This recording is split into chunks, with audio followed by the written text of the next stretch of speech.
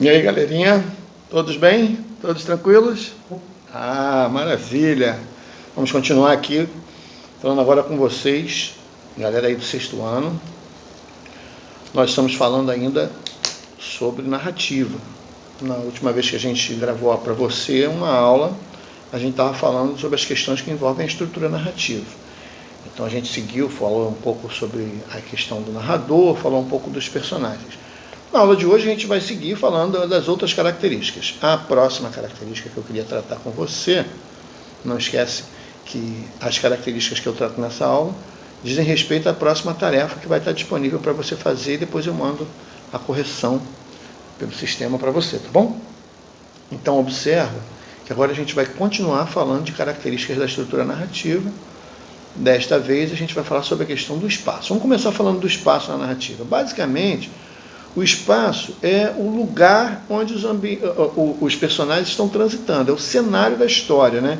O lugar onde ocorre a sucessão de ações, onde se movimentam os personagens, é considerado de espaço.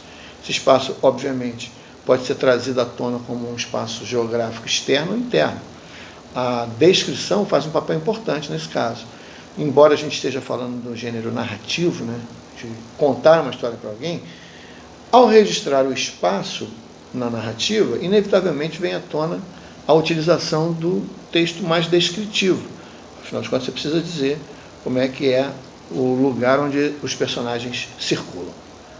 Então, o espaço, basicamente, é essa área da narrativa onde a história se desenrola, quer dizer, é o cenário da história propriamente dito.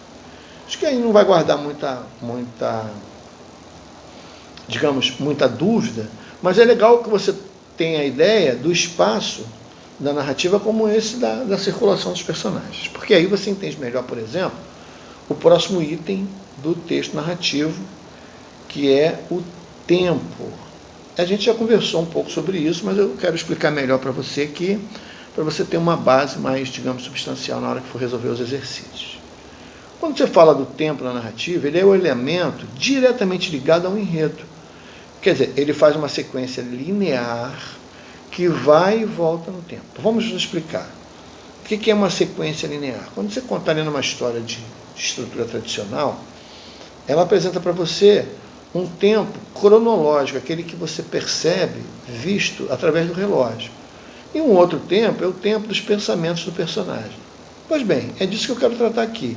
A diferença entre tempo cronológico e psicológico, que são duas maneiras diferentes de se construir o tempo numa narrativa. Então você pode ter a percepção que vai tentar colocar a sucessão de fatos acontecendo dentro do tempo marcado pelo relógio, que pode ser mensurado, pode ser contado, aquele que se desenrola os fatos. Esse tempo é o tempo chamado cronológico. Para aqueles de vocês que não sabem, a expressão da palavra cronológico vem de Cronos, o deus da antiguidade que era responsável pelo tempo. Percebeu a ligação? Então, quando você fala que um tempo é cronológico, você está dizendo que é essa sucessão de ações marcadas pelo relógio. Então, você marca lá as horas, marca os dias, os meses, os anos da narrativa, é considerado, então, o tempo cronológico. No entanto, há um outro tipo de tempo que a gente também tem que conhecer, que é o tempo considerado psicológico. O que é o tempo psicológico? Ele não é contado pelo relógio. Ele é contado pela repercussão emocional do personagem. Então, às vezes, numa narrativa, o personagem para pensar sobre as coisas que aconteceram no passado dele, na vida dele. Quando ele fala disso, inevitavelmente ele está falando daquilo que já aconteceu antes na vida dele e está no passado. Veja, obviamente não tem a máquina do tempo para ele viajar no passado, a máquina do tempo é o pensamento dele. Então, ao transmitir essa sensação experimentada durante o tempo que o fato ocorreu, o personagem vai passar para a gente um tempo que não é olhado pelo relógio, é um tempo medido pelo que ele sente, pela emoção dele. Esse é o tempo chamado tempo psicológico. Legal? Foi legal assim? Tá bom. Queria tratar agora de outro aspecto aqui para você. Vou trazer aqui o telefone um pouquinho para cá. Trazer aqui o aspecto que eu gostaria de discutir agora, que é o foco narrativo da história. Pode ser? Vou colocar aqui para você o telefone, para você poder acompanhar esse debate, então, sobre o foco narrativo da história. Você já sabe que a gente não pode confundir narrador com autor, certo? O que acontece quando a gente faz isso é a gente cair no risco de achar que a história está sendo contada por um ponto de vista que a gente percebe que não é necessariamente da pessoa que escreveu. É sempre da voz do narrador que ela escolheu para a história dela. Quer dizer, o narrador é uma pessoa real, o autor é uma pessoa real. Foi ele que criou o texto. Já o narrador não é uma pessoa real. Aliás, nem é uma pessoa, ele é um elemento do texto. Entende o que eu quero dizer? Quer dizer, o autor, ao criar o texto, cria também o narrador. Ele vai contar a história e tem que arrumar alguém para contar essa história. Esse elemento é o narrador. A gente costuma chamar de foco narrativo o ponto de vista sobre o qual os elementos que formam a história, ou aqueles acontecimentos fictícios que formam a história, vão acontecendo. Então, à medida que eu vou contando para você o lugar, os personagens, o espaço, todas as partes da estrutura da narrativa, eu estou criando elementos que são percebidos, descritos e narrados. É aí que entra a questão do foco, do ponto de vista. A percepção dessa expressão é que é interessante, porque deixa claro que o narrador não é uma pessoa real. Ele nem mesmo precisa ser personagem do texto, como a gente viu, quando a gente viu os tipos de narradores, ele pode ser alguém que nem está na história. Fato. O que é o foco narrativo? O foco narrativo é quando você usa a expressão de quem conta a história para se identificar com ela. Então, em primeira pessoa, o foco narrativo indica o narrador, que é um personagem do texto. Personagem narrador, foco em primeira pessoa. Já é? Agora, o foco narrativo em terceira pessoa já é diferente. O narrador não é um personagem do texto, não é identificado, é apenas uma voz narrando o texto. Quer dizer, por que é importante essas considerações? Porque quando o narrador é uma personagem do texto, ele participa ativamente dos acontecimentos. Por isso mesmo, ele não pode conhecer todos os fatos. Então, enquanto ele descreve o que está acontecendo, por exemplo, se ele é personagem na casa dele, ele não pode dizer o que está acontecendo fora da casa dele. O narrador personagem, que é um foco em primeira pessoa, tem, portanto, uma visão muito parcial dos fatos. Entendeu? Ele só pode contar aquilo que ele está vivenciando. A narração fica limitada ao seu ponto de vista. Quer dizer, ao que ele presenciou, o que ele ouviu dizer, interpretou, sentiu. Tranquilo? Beleza. Agora, o narrador em terceira pessoa já é um pouco diferente. Esse narrador em terceira pessoa não é um personagem do texto. E como ele também não é uma pessoa real, ele é só a voz da narração, ele conhece os acontecimentos do passado, do presente e até do futuro. Ele pode saber tudo dos personagens, seus pensamentos, seus sentimentos, que é o que a gente chamou, você vai se lembrar, de narrador que conhece todos os fatos. Narrador onisciente, sabe todas as coisas da narrativa. Muitas vezes, inclusive, esse narrador, ele se intromete na narrativa e deixa transparecer sua opinião sobre os acontecimentos. Às vezes ele julga um personagem, porque ele conhece todas as formas e funções desses personagens.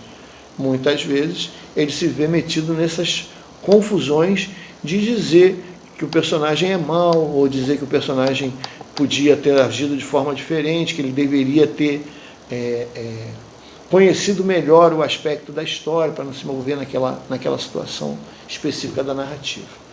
Muitas vezes, a gente também vê uma questão que envolve o texto narrativo, que agora eu quero discutir com você, que é a questão que a gente chama de diferença entre verdade, mentira e verossimilhança. Você vai se lembrar do que os conceitos de verdade e mentira. Esses são conceitos que estão voltados para o mundo real, né? Como é que eu estou dizendo, o que eu quero dizer com o mundo real? Eu estou falando de aspectos que você vê que traduzem as coisas à sua volta. A verdade, no mundo real, existe. A mentira também. No texto literário, verdade e mentira não existem como conceitos. O conceito do texto literário esbarra no que a gente chama de verossimilhança. Esse conceito é um conceito importante para a gente entender melhor o texto literário. E eu queria tratar deles com vocês, tá? Então, a gente já viu a questão do narrador, já falou o que... Aliás, eu queria até... A gente fica falando a palavra ficção, né? para referir-se à narrativa. Ficção vem do ato de fingir, né? Então, quando você cria uma narrativa, você está reproduzindo o mundo à sua volta.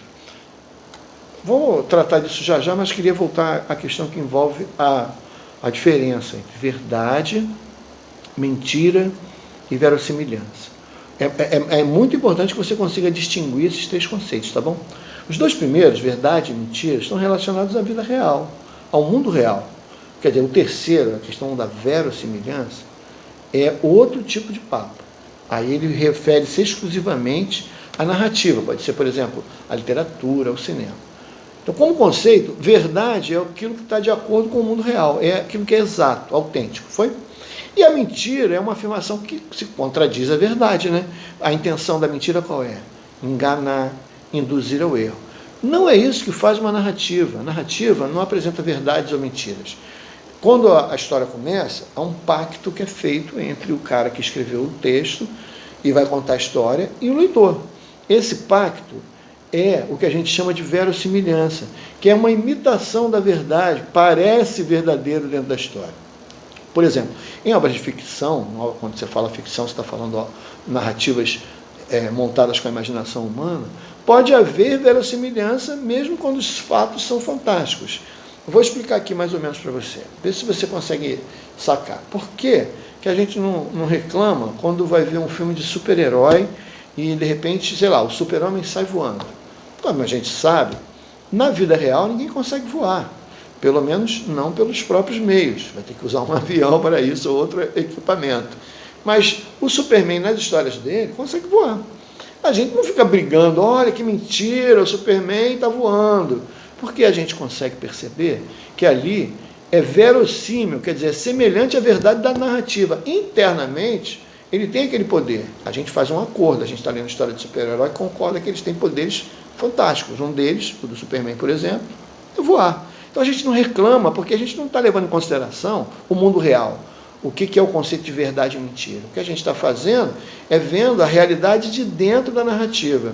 É por isso que a gente muitas vezes está no cinema e vê uma pessoa que se comporta de forma a confundir esses conceitos. Sabe quem é? É aquele cara chato que está vendo um filme com você, por exemplo, um filme policial. Aí o policial enfrenta, é aquele tipo de filme que o policial é um exército de um homem só.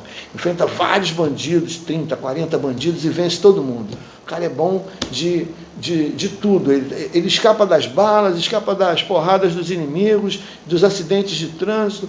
Em situações cada vez mais complexas, ele sempre sai vitorioso. Enquanto você está ali se divertindo com a sucessão de fatos, torcendo pelo seu herói, isso, vai, ganha. Tem sempre um chato quando vê uma cena mais, digamos, fantástica, para dizer, nossa, que chatice, olha, isso é uma mentira, né? Esse filme é muito mentiroso. Por que esse cara está sendo chato? Porque ele não está fazendo a associação correta entre a questão da verdade, da mentira e da verossimilhança. Verdade e mentira são conceitos do mundo real. Ele está vendo um filme em que existe um homem que é um exército enfrentando todo mundo e ganhando a discussão. Nessa hora que a gente está se divertindo, é porque a gente entendeu o conceito de verossimilhança. Aquilo parece verdadeiro dentro da narrativa, não em relação ao mundo real. Verossimilhança, portanto, tem que haver dentro de uma narrativa. Verossimilhança, imitação da verdade. Quer dizer, às vezes os fatos são fantásticos de uma narrativa, o Superman voa, mas ali é normal que ele voe. A gente acredita na verdade da narrativa. Espero que tenha ficado claro. Então aí não pode mais confundir verdade, mentira, que são elementos do mundo real, com verossimilhança. Combinado? Agora, ainda sobre o autor o narrador e o personagem, vamos distanciar esses conceitos. Você tem, em um texto narrativo, a voz do narrador e a voz do personagem. O personagem, né, pode ter mais de um. Quando você fala de vozes, você está falando dentro do texto da captura que você tem daquelas enunciações que são próprias desses dois componentes, o narrador e o personagem. Então, em uma narrativa ficcional, o narrador e os personagens são seres fictícios. Quer dizer, só existem no mundo da ficção, no texto criado pelo autor. Eles não são pessoas de carne e osso, entende? Não pertencem ao mundo real. É aí que entra a questão que eu queria discutir com você sobre a família da palavra ficção. Lembra que a gente gosta de falar de palavras novas? Ficção é uma palavra que deriva do latim fictio. Vem do ato ou do efeito de fingir. É uma criação imaginária. Então, quando a gente está diante de uma narrativa, a gente chama de ficção porque ela está imaginando um mundo. Em latim, isso significa, basicamente, fingir, no sentido de moldar lá no origem, né, de esculpir. E mais tarde é que foi a ideia de dar feição, representar, até chegar ao significado que a gente tem hoje, de imaginar, de inventar, de fingir, criar um mundo de ficção.